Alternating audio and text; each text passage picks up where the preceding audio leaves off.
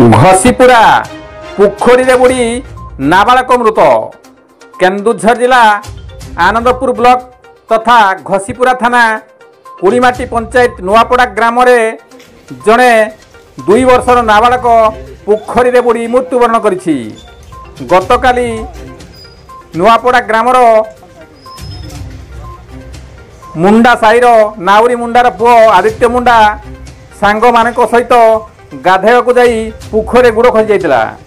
नाउरी मुंडा बाहर राज्य में काम करुवा बेले तांको स्त्री एवं माँ स्थानीय हाट कुड़ीमाटी को जाइथिले। नुआपड़ा ग्रामर लोके आदित्य को पोखरु उद्धार करी डाक्तरखाना नहीं, किंतु डाक्तर आदित्य को परीक्षा पर मृत्यु घोषणा करथिले। सरकार एथिप्रति दृष्टि देई मृत्यु परिवार को तुरंत सहायता जोगाई देबाकू ग्रामवासी दाबी करिसेंती। हरिचंदनपुर चंद्रमणि पात्र रिपोर्ट केडी न्यूज ओडिया।